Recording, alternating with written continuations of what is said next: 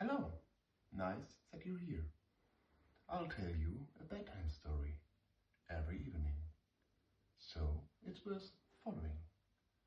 For children from 3 years and of course for all four-legged friends. Söckchen has already cuddled in his bed. Have you? If not, then quickly get under the blanket. Otherwise, you might miss the story with Amira, Noah, and the wishing feather. So now close your eyes and breathe in and out, and again, in and out. Feel how the air flows in your lungs and how chest rises and falls with every breath. You don't have to do anything now. Just be and breathe. Maybe you can already feel your body getting that pleasant heaviness. How your thoughts become quieter with every breath. How the outside fades away until only hear my voice. Now take one more deep breath and out, and let all doth go. The wishing feather.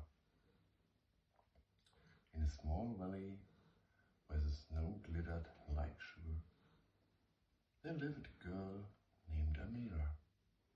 She loved winter, the silence, the air that tastes like stories. And the moment when everything outside turned white and the world became calm. But this year, Amira was sad. Her best friend, the boy from the house next door, had moved away, far beyond the mountains. And the farewell he told to her, "If you miss me, send me tuck into the wind, and I'll catch it." Since then, Amira stood at the window every evening, whispered into the darkness, but the wind stayed silent. One afternoon, she went outside. The sky was milky gray, and the trees were snow caps. Amira tracked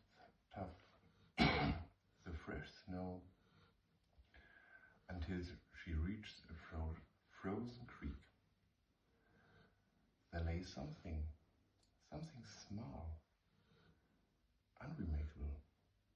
It was a feather, not big, not small, white, with a delicate silver shimmer, as if the sky had loosed itself. She picked it up. "How beautiful you are," she whispered. The feather sparkled, and suddenly the air smelled like memory. Then Amira heard a quiet voice. "Barley, more than a breeze.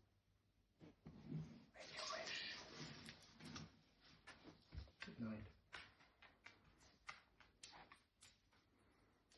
She looked around. No one was here. "Who are you?" "I am a wishing feather. I belong to the wind. He sent me those who gave forgotten how two feathers can fly." Amira smiled. "Then I wish that my friend won't forget me." The feather fluttered briefly, then became still. Wishes that come from love need no magic, it said, but they need courage to take flight. Amira hesitated. If I let you fly, you will come back? Maybe, maybe not. No one knows. But if you hold me, I surely can't do everything for you. Amira looked at the feather. I seemed to be waiting. All right, she whispered. She stepped onto the bridge above the creek, raised her hand and let the feather go.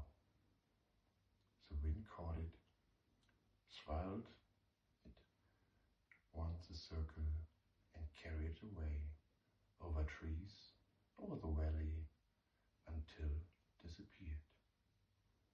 Amira stayed behind, her fingers empty, but her heart warm.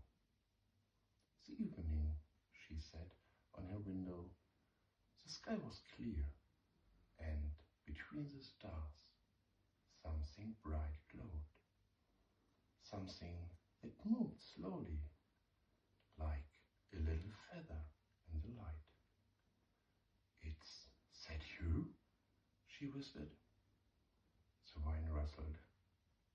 Maybe that the same night, many mountains away, a boy lay in his bed. His name was Noah. A gust of wind opened his window, and a feather floated inside. It landed on his pillow. He picked it up and felt it warm. That felt like laughter in the snow. He smiled. Thank you, Amira, he whispered, without knowing why he said her name. The feather glowed briefly and discovered into light. Amira woke the next morning and found a tiny trail of glitter on her windowsill, like the imprint of a dream. She placed her hand on it. It was warm. From then on, she no longer wrote letters to the wind. She simply smiled at the sky whenever she missed her friend. And sometimes, when the snow fell and the wind moved through the branches, she saw the feather dancing, bright, light, and exactly in this moment when she tugged on him. Then she knew some wishes don't go away, they simply learn to fly. So, now sleep calmly and deeply until your parents, grandparents, or your alarm clock wakes you up. Then you will start the new day fresh, happy, and rested. Sleep well, little you.